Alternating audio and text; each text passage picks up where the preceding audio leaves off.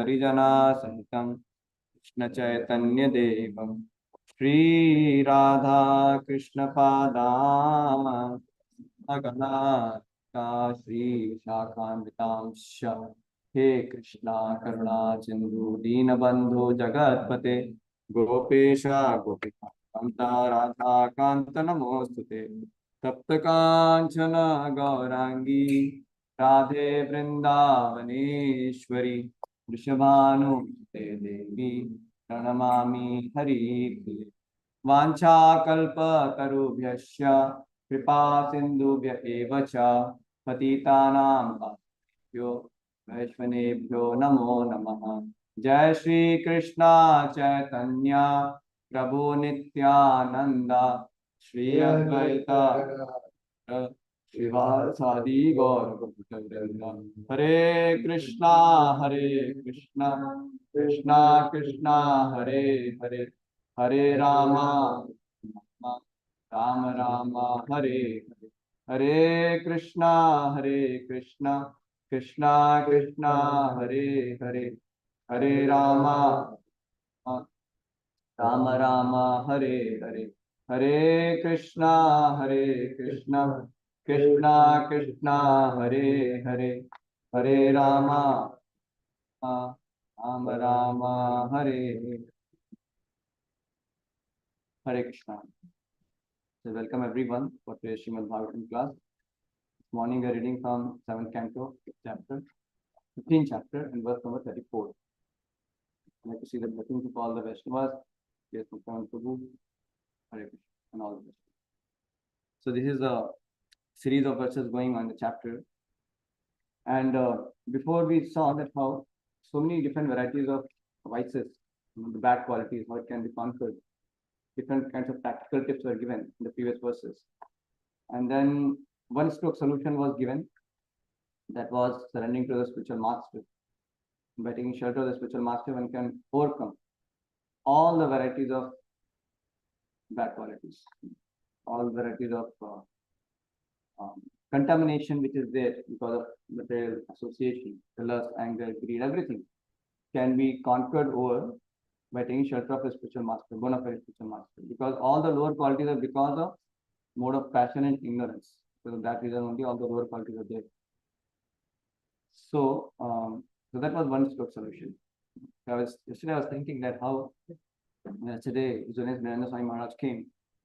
So just because of Maharaj, everyone's heart was so uplifted. You can see consciousness and heart was so uplifted. And I was thinking that every day we are in front of Radha Gopi Vallabha, we are chanting, we are doing devotional service, but it makes so much of difference when some great souls come and just inspire the heart. Same way, you see, Bhagavad Gita was there. There are temples also in India, but nobody was so inspired to take up devotional service. But when Srila Prabhupada was there, when he came, he urged, and by his pure devotional fervor, so many people took up Krishna consciousness like that. They are thinking that how everyone was so surcharged. Yesterday when devotees were dancing, they were like touching the ceiling. It was like that kind of dancing. So you can see how just by presence of such great personalities, we can have such upsurge in our devotional service.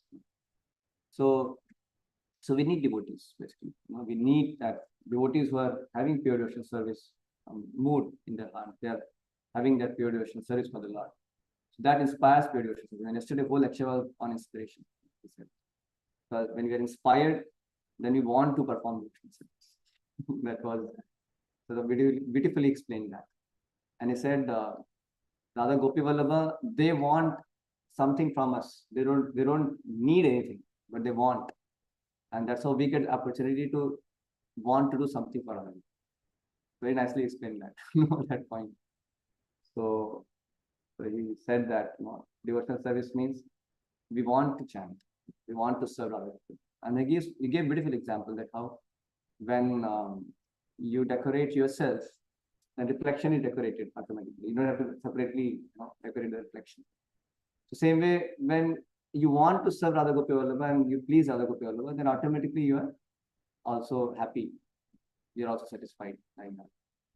So I was just thinking in the morning about this. When I got up, I was just thinking about those points, that how Maharaj so much emphasized upon I want to. Then I was thinking I want to go for Mangalarati. I was thinking I should be wanting, not I have to. I want to. I was thinking like that. And then I was thinking why Maharaj told about Radha Gopi Vallabha being like supreme personality of Godhead, he becomes servant of his devotees. He doesn't have any work to do, he says in Gita. But at the same time, he wants to serve his devotees. He says. And then I was thinking that I was trying to understand what Maharaj was saying. So Maharaj was saying that how the Lord, who doesn't have anything to do, but he wants to serve his devotees. That's the beautiful nature of the Lord. That's the beautiful heart of the Lord. The same way devotees also voluntarily, they want to serve the Lord like that. So on the platform of pure devotional service, there is no that kind of obligation. In the sense, the way the people have sense of obligation in the material terms, like that. Like what I was saying, if all the consequences are removed, we lose, then what will we do? No. The devotee actually comes to the platform of that, where he surrenders to Krishna fully, so he's free from all the consequences. Then what he does? That means Krishna, devotee has nothing to do in that sense. So he simply wants, now he only has wants to serve. That's beautifully explained. I mean, I never thought that from that perspective. So amazing. That and that's what he says, no? That Brahma Bhuta Prasannatma Na Shuchite Na Kankati Sama Sarveshu Bhuteshu Mad Bhaktim Labate Para. So devotional service is actually performed on the liberated platform. That's because when you're not obliged with material nature anymore, no consequences. No consequences, then you want to serve the Lord. Of course, we can develop the desire to serve the Lord when we are conditioned state also by the grace of pure devotee. And that's how we are developing our devotee. Like that. But still we have some reservation. We still think, no, I have to do this, I have to do that.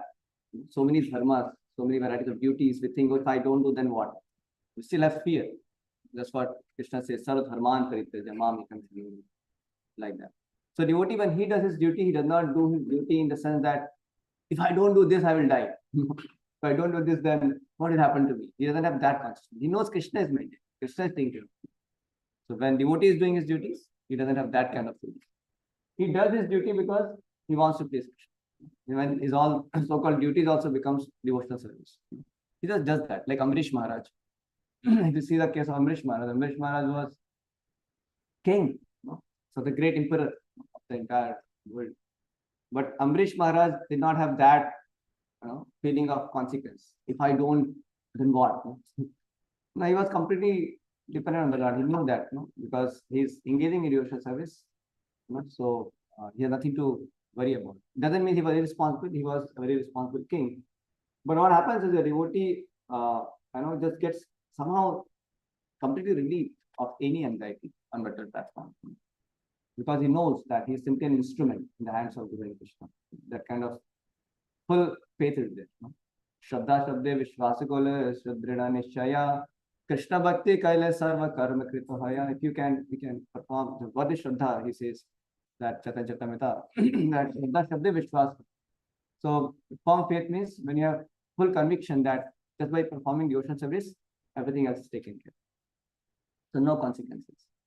It was amazing way Maharaj put it up yesterday. It was so good. And yeah, when I got up in the morning, I was just thinking about that only. How nice it is. So because there's a platform of love. In love, you just want to please the other. It was amazing. Anyway, so now today's verse number 34. So he's talking about the yogi who regularly practices in this way. The previous verses are talking about how a yogi tries to control his mind and senses and to get freed from the lustful desires and everything. And then all that is being explained. And yesterday, Vanmali Pandit was also sharing from Bhagavad Gita, chapter 6, that how ultimately this is not what Arjuna is very happy about. This kind of yoga system Arjuna rejects, actually. So, and of course, Krishna is giving a pure devotion program to Arjuna. So in this verse, he's saying that when the yogi practices in this way, in short time, his heart becomes fixed and free from disturbance, like a fire without flames or smoke. Nirvana means the cessation of all materialism. Sometimes desirelessness is understood to imply an end to the workings of the mind, but this is not possible. The living entity has senses. As the senses start working, the living entity would no longer be a living entity. He would be exactly like a stone of wood. Not possible. Yesterday, Maharaj made this point also very beautifully. He said that the living entity has this, his eternal effect, which cannot be separated from it. That's the only thing this living entity has. What is that? Eternal thing, desire only. Yeah, well, everything else belongs to Krishna, but the desire what the living entity has. So he was saying that, same point he was making, that the desire to serve Krishna, that is the platform of devotional service. So when the living entity has to take that himself, he has to desire to serve the Lord. That is like voluntary. That is the inspiration we are saying about it. So here Prabhupada is making a point that living entity has senses. When the senses stop working, the living entity will no longer be a living entity. So Bhagavad Gita also, second chapter, Krishna says this point that you cannot just avoid completely shutting off the senses and mind without any engagement. That's not possible, because we are living entity. We have desire and we are active. We need to do something. Like Prabhupada says in the lecture also, even when you're sleeping, your mind is active. You cannot just stop you being inactive. Just not possible, because we are soul, and soul has that nature to be active. But we have desire and we have activity. We cannot stop it. So this is not possible, because he is living. He is Nitya and Chetana, eternally sentient. For those who are not very advanced, the practice of yoga is recommended in order to stop the mind from being agitated by material desires. So those who are not very advanced means those who are not actually in Krishna consciousness. So they may need to perform this kind of practice of yoga, recommended for them, so that they can be free from the agitation of material desires. But if one fixes his mind on the lotus feet of Krishna, Savai Mana Krishna Padaravindeyor Vacham Sivaikuntha Gunanuvarnam. So if somebody fixes his mind on the lotus feet of Krishna, then his mind naturally becomes peaceful very soon. So Krishna consciousness itself manifested peace, which person experiences. He doesn't have to extensively endeavor to attain that peace. And then Prabhupada quotes about Muktaram Nagasatasam, Sarva Loka Maheshwaram. That was he quotes. We'll see something from Bhagavad Gita, second chapter, which this subject matter is being described there also. So here, one of the very important thing what Krishna stresses is that one can have control over his mind and senses when somebody has higher taste. Yoshayavini vartanti nirahara sadehi rasavardham rasopyasya param drishtva nivartate. This is what Krishna prescribes in Srimad Bhagavad Gita. So, and just before that, he talks about the example of tortoise. Yada samharate chayam kurumangani vasarvasha indriyani indriyatebhyas tasya pragya pradeshita. Says that just like tortoise, he shuts his senses. Whenever there is unfavorable situation, immediately he takes all his limbs within itself, like that. And whenever there is favorable situation, the tortoise, he spreads his limbs. So same way, a devotee also should control his mind. Krishna does recommend that yoga means, the devotee, a sadhaka, devotee should, or the Siddha Pragya person, he actually withdraws his mind senses, just like a tortoise, like that. But in the next verse, Krishna says that it's not sufficient, because just restraining the mind and senses won't work. That won't work, because that's not going to put one in a stable platform of engagement, because we need engagement. So it's not just possible to shut our mind and senses, just control. So then he says that even if you do that, if you just somehow withdraw your mind and senses, but the problem is there are taste. The taste for sense object is still there. So that doesn't work.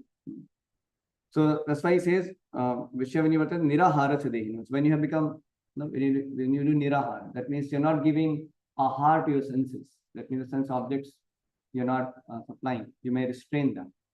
But that's not the real solution. That's the first step for sure. One should control his mind and senses. But what it says is, Rasavardham Rasupyasa Param Dashwani Vartate. So by seizing such engagements, one has to, one also is needed to experience higher taste. So then only one can be fixed in his consciousness. That's what he says. No? So higher taste is the solution what Krishna gives. Higher taste. And what is that higher taste? The higher taste is Krishna conscious engagements. This is what is described by Ambarish Maharaj also. Navaimana Krishna Padara Vendir, Vacham Savaikuntha Gudanavani. Karo Harer Mandir Martinadu, Sitam Chakara Satpatode, Mukunda Linga Laya Darshane Dishu, Tadbit Gata, Name Sinima. So like that he gives a series of how he engaged everything in Krishna's service. So he was perfectly situated in transcendental consciousness in the higher taste. Ambarish Maharaj was completely peaceful. Even Durvasa Muni came and he wanted to kill him, creating a demon. But Ambarish Maharaj was completely unaffected because he was peaceful. But Durvasa Muni was not peaceful. He had so much of mystic power, but he was not peaceful. He was a renowned order of life and he had so much of mystic power. And Ambarish Maharaj was a simple devotee and he was a king, a grihastha. Generally, a king is considered to be like, dealing with so many sense objects and things like that, right? But you can see how Ambarish Maharaj was completely engaged in Krishna consciousness. And because of that, he was completely peaceful. So much so that when the demon created by Durvasa Muni wanted to attack, Ambarish Maharaj was completely peaceful. He did not even move backward. He was just completely dependent on the Lord, which is really not so easy for anyone. Self-defense at least. Even that also he was not so interested. He was completely dependent on the Lord and completely peaceful, right? And in contrast to Durvasa Muni, when the demon was killed by the Sudarshan Chakra, and the Sudarshan Chakra when he started chasing Durvasa Muni, then you can see how he became peaceless, completely opposite. Durvasa Muni was so much disturbed, so much disturbed. Then he just ran for his life from pillar to post. Everywhere he went, Brahmaloka, Shivaloka, went to Vaikuntha. And then also he couldn't get peace of mind. Then he had to come to Ambarish Maharaj fell at his feet. And then Ambarish Maharaj is still peaceful. It was not that, okay, finally you got to my feet. No. So still peacefully, with humility, he said, no. He was willing to offer respect to the Muslim. He told there's no question of forgiveness here. He was in fact, he never took that offense, right? So you can see how, because he was engaged in Krishna consciousness fully. So now here Krishna gives a solution that higher taste, he says. But the thing is that as sadhaka, we have some taste, but the lower taste is also a lot. So the struggle is it. So we have not come to that platform of higher taste where we're completely fixed in transcendental consciousness. So then what to do? So then that becomes a challenge, because that's the next verse he says that yatatopi hapi kaunteya purushasya vipashchita indriyani pramatini haranti prasamam mana. The senses are so strong and impetuous, O Arjuna, that they forcibly carry away the mind even of a man of discrimination who is endeavoring to control them. So they are so strong and impetuous. So because of not being fixed on the platform of having complete higher taste in Krishna consciousness, one is vulnerable.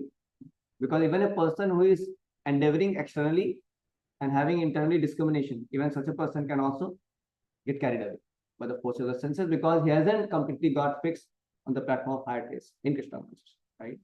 So that's why it's a kind of warning for sadhakas like us that we have to be aware, we have to be alert, because yes, our mind and senses, they're strong, they can. So we have some higher taste for sure, but we may not have that complete engagement right now. Still we have to make progress like that. So then how we can eventually come to the higher taste, so that, and how we should how we should take the journey ahead. So this is a very important thing to understand as sadhaka, where we are not yet fully developed, but we have some higher taste, and we want to develop higher taste, full higher taste like that. So what's the journey? So the first thing is we should have the knowledge, that is called Sambandha Gyan, higher knowledge. That is very important. So that's why Srila Prabhupada so much emphasized on reading his books. Prabhupada, he practically told that, in Bhagavatam, first canto he writes, by regular attendance in Srimad Bhagavatam classes. So Prabhupada institutionalized, this morning program where Srimad Bhagavatam is a very, very integral part of morning program. So the devotees come and they hear about Krishna. They come and receive the knowledge in parampara, and they get the transcendental knowledge. They receive the divine knowledge. They receive the higher knowledge, Sambandha Gyan. So that is very important, because it's very important to understand the position of Krishna, our relationship with Krishna, and how the material nature is working, and how we are trapped in this influence of illusory energy, and how we can overcome. So this kind of knowledge is so vital, because we tend to forget. The nature of this world is that it always makes us forgetful, because that's how illusory energy works. Avaratmika Shakti, Prachepatmika Shakti. It covers the knowledge of the divinity again and again, and then it kicks the divinity. So because it covers, so we have to uncover. That's why coming every day and hearing Srimad Bhagavatam classes is so vital. Like a lifeline. Lifeline of a sadhaka. Because when you come, then you again get that help. And then again you can uncover. It's important. And that's how we have higher knowledge. So that's why it's important for us to be very rooted in sadhana. And His Holiness Radha Swami Maharaj also so much emphasis on this point. That he says that strict sadhana, we always sincerity in sadhana and service is the way a disciple should connect with his spiritual master. So if there is deep-rooted sadhana, if there is sincerity in sadhana, then service also will be of great quality. So that's why sadhana becomes a very fundamental need of a sadhaka, because sadhaka means should have sadhana. Correct. So that's why this sadhana is important. That means our hearing, reading, chanting program is so vital, because that way we get higher knowledge. So when that higher knowledge is there, when one understands, so higher knowledge helps. But higher taste may not be there fully like that. Meaning what? We have higher knowledge. We know that sense gratification is bad. It leads to misery. At least we know it. At least we understand it. Theoretically, right? That I'm suffering in this cycle of birth and death. If I am having material desires and I die, then again I have to take birth. And again I have to suffer the pangs of material existence. And if I take shelter of Krishna, if I surrender to Krishna fully, then Krishna will take care of everything. Krishna guarantees. So Maharaj was saying that Krishna's guarantee is there. It's not guarantee of anything of this world. Krishna's guarantee is absolute. But we don't fully believe that, right? I mean, that conviction is lacking.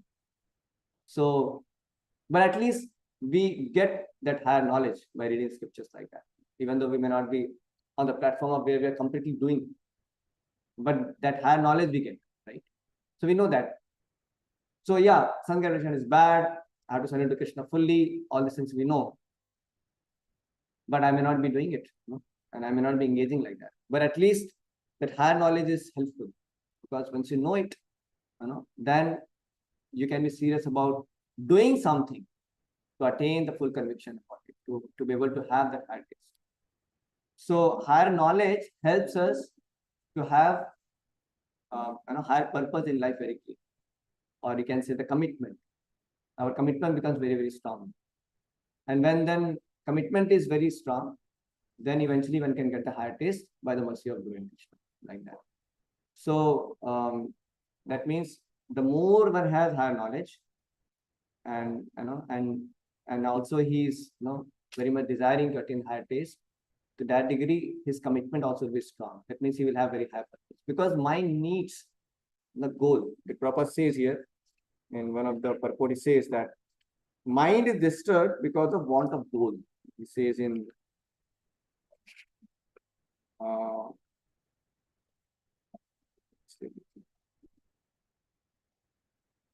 one of these purports, he says that mind is disturbed because of want of goal. So we need goal, we need purpose.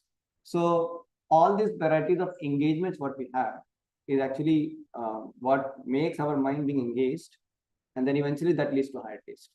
So when I'm talking about higher purpose or the commitment, meaning that our fixity in our this commitments what we have taken, the duties in Krishna consciousness what we have taken. So that should be very strong. So the degree we have higher knowledge, and we are having that serious intent to attain that higher taste, to that degree, we'll be very highly committed also in our duties in Krishna consciousness. That's the point. because that will save us. Because what he is saying, he's saying that the roaming senses, right? It says that the senses so strong and impetuous over Arjuna, they forcibly carry away the mind, even of a man of discrimination, is endeavoring to control them. So that's what Rasile Maharaj was saying, that the Prabhupada, he gave the program from morning to night in such a way that they had no time. He was so busy, he was saying. There was no time. He was saying we could just chant 16 now. There's no time only. So there was no time for Maya. So this is what Prabhupada gave the program, because Prabhupada knew that they may not be on that platform where they can just simply just be in higher taste. No. So how to translate that in a life of a sadhaka? How to do that? That means we commit ourselves so strongly, so intently on the order of Guru. So that means we take up these engagements very seriously. So that's why we have so many engagements. Like, cooking is there, preaching engagements are there, garland making services, DT services. There's so many varieties of services. So all these services are actually, our means to eventually attain the higher taste. Of course, we need some taste to be able to do that. Or if not, we can just begin with by the sense of obedience and respect to the Guru. And then this will lead to higher taste. But we cannot say that, okay, I don't have higher taste, so how can I chant? How can I do services? No, but do we want to develop higher taste? Like Maharaj was saying, want to. So do we want to develop higher taste? So if I want to develop higher taste, then I want to do these activities. Then I want to keep myself busy in all these activities. Correct? And then I want to be saved from illusory energy, illusory attraction, which can distract us. So I want to be busy 24 hours in Krishna service. I want to be busy. I don't have high taste, but I want to. So for that purpose, I want to chant my rounds. I want to read Prabhupada books. I want to serve. I want to be busy. So this is how we can be situated on that path. Though we may not have high taste immediately. Okay? And when we keep doing that, by Krishna's grace, someday we will get that high taste also. That's why utsahat nishya dharya. To have that enthusiasm to want to engage in all these varieties of services, varieties of engagement which the Prabhupada has given us. Utsahat and nishya, the determination, with full confidence. One day I'll receive higher taste. I mean, we will have full blossom love of God. Correct? And dharya, have patience. Keep doing it. Keep being engaged like this, because that's a wonderful thing. What else we can do in our life? Radha Shyam was saying once that even if I have to just repeatedly take birth and I'm engaged like this in wonderfully preaching and serving, we are already in Vaikuntha. Only thing we just lack some higher taste, But we are doing the activities of spiritual only. Some higher taste is lacking, and which will come. It will come more and more. We have some taste, surely. We are experiencing a lot of happiness, but it will be much more and more. It will keep increasing. That's what is going to happen. And when it becomes so blossom, love and happiness, what a devotee experiences, then there is no question of going back to it. But when we lack higher taste, there are surely some questions about going back to it. there is chances to go back. That's why the program of busy in Krishna service, that means committed. So what I am saying is that higher knowledge, higher taste, in between is higher purpose, that means commitment. So I want to commit. So that because I want to develop that taste, so I want to commit. And for that, I want to be fixed in my sadhana so that I have knowledge. So I want to have high knowledge also. That's why we situate ourselves in this program of hearing Srimad Bhagavatam and reading Srila Prabhupada books, associating with devotees. So that's how we begin, at least. That's what Prabhupada did. Prabhupada gave them high knowledge. And then they gave them engagements, commitment, and then they develop high taste. And they're becoming pure devotees going back to God. This is what is happening. So we have to follow the same formula. Formula is same only, whether it was early days of ISKCON or now. The Maharaj is saying it beautifully. He is saying that we had that opportunity of that kind of surrender those days. But somehow he was saying that sometimes you may not have that kind of thing so much. But Maharaj is emphasizing on this point that I want to surrender. That should be there. Other day he was saying that I want to develop my relationship with deities. I want to understand how Krishna is not different from Holy Name. So it's very nice that wants, we are saying, emphasizing upon this point, right? Anyway, so I was just telling in a nutshell that to be able to come to the platform of, being our mind being completely fixed in devotional service, is we need that kind of higher knowledge and higher purpose, that meaning commitment. We want to commit, then we can expect eventually to have higher taste. And then you see, beautifully Prabhupada says in this verse that very nicely says how Krishna consciousness is self-manifested peace program. It says, I'll read this. Oh yeah, here it says, unless one is in Krishna consciousness, there is no possibility of peace. So it is confirming 5th chapter, same verse. And then same verse. And then it says, therefore, if one is not in Krishna consciousness, there cannot be a final goal for the mind. So there is no final goal. Disturbance is due to want of an ultimate goal. And when one is certain that Krishna is the enjoyer, proprietor, and friend of everyone and everything, then one can, with a steady mind, brings about peace. Therefore, one is engaged without a relationship with Krishna. So we have that opportunity to engage in relationship with Krishna. So he's certainly always in distress and is without peace. However much he may make a show of peace and spiritual advancement in life, Krishna consciousness is self-manifested peaceful condition, which can be achieved only in relationship with Krishna. So this is what happens. Eventually, when one is able to develop that relationship with Krishna, then he has the full high taste. And that's how the self-manifested peaceful condition is there. And that's the ultimate solution. Like that. Otherwise, if somebody is not doing that, then one may have to take shelter of some other yoga process, which is Arjuna also not accepting. And of course, our Acharya also have given us bhakti program only. So we need not follow that yoga process of trying to control mind and senses. What we're following is a bhakti program where we have this wonderful Sambandha Gyan, that is higher knowledge. In the commitment, we want to commit, that is Abhideya, and that's how we can get the provision of higher taste. So I'll pause here. Let's see if there is any comment or reflection or questions. Pause.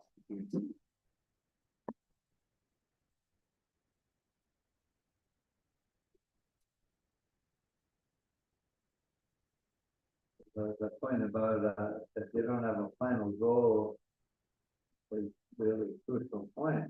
Like when a kid, somebody's growing up and they don't know if they don't know if they want to go to school or travel the world, or they don't know what they want to do. But when they decide on a particular goal, then you do whatever you have to do. And the things are going to come up, all kinds of things, but you just deal with them as needed to pursue your goal. The ultimate status to Krishna consciousness is the ultimate goal. We just do whatever we have to do to go back to that.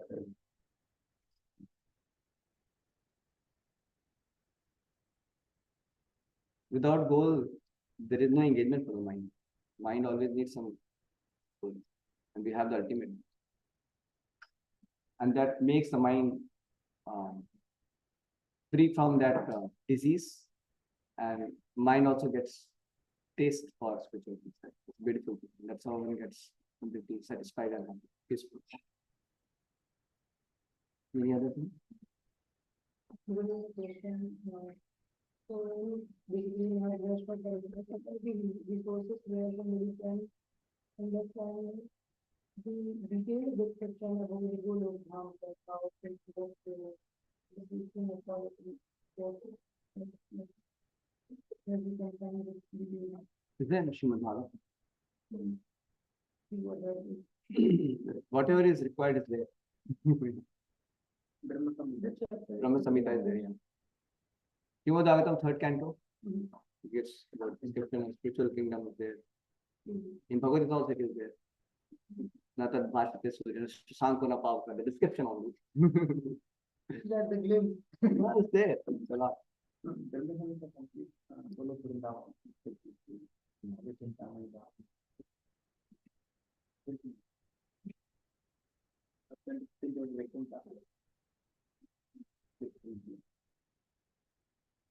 Any other point? Pause. Pause here. Granthra Srimad Bhagavatam ki, Srila Prabhupada ki, Jai Gaur Premanande.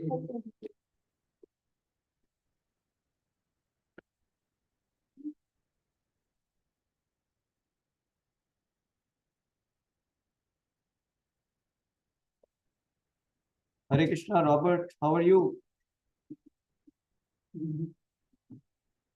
Robert, Hare Krishna. He gets up with class.